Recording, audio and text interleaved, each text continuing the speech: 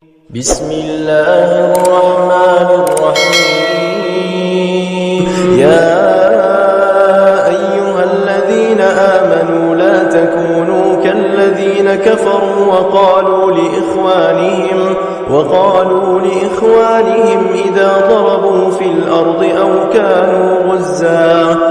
كانوا غزا لو كانوا عندنا ما ماتوا وما قتلوا ليجعل الله ذلك حسرة في قلوبهم والله يحيي ويميت والله بما تعملون بصير.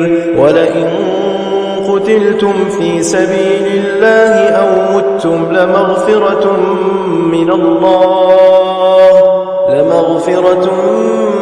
الله ورحمة خير مما يجمعون. ولئن متم أو قتلتم لإلى الله تحشرون. فبما رحمة من الله لنت لهم ولو كنت فظا غليظ القلب لانفضوا من حولك فاعف عنهم واستغفر لهم وشاورهم في الأمر فإذا عزمت فتوكل على الله إن الله يحب المتوكلين.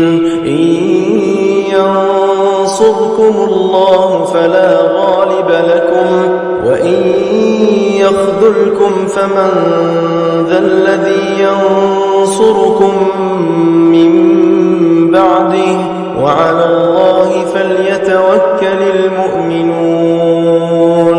وما كان لنبي أن يغل ومن يغل يأت بما غل يوم القيامة ثم توفى كل نفس ما كسبت وهم لا يظلمون. أفمن اتبع رضوان الله كمن باء بسخط من الله ومأواه جهنم وبئس المصير. هم درجات عند الله والله بصير بما يعملون.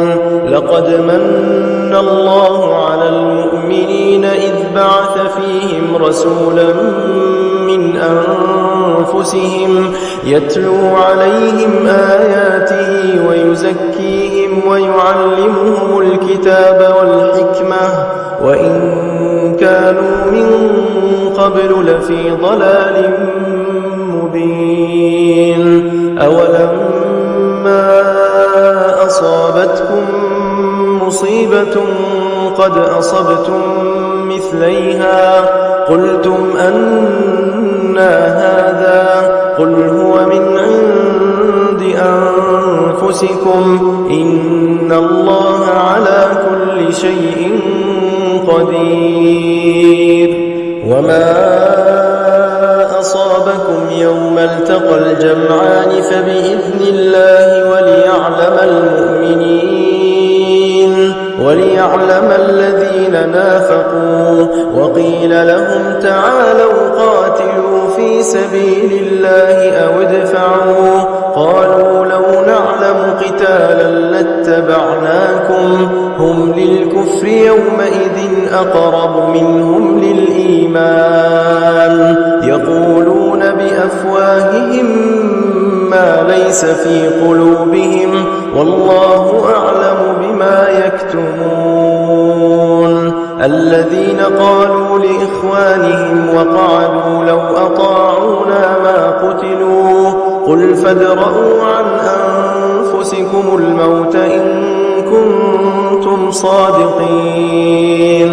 ولا تحسبن الذين قتلوا في سبيل الله أمواتا بل أحياء عند ربهم يرزقون فرحين بما آتاهم الله من فضله ويستبشرون بالذين الذين لم يلحقوا بهم من خلفهم ألا خوف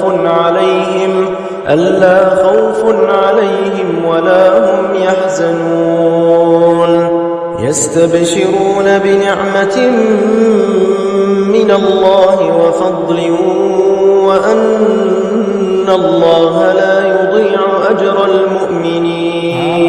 بالله صدق الله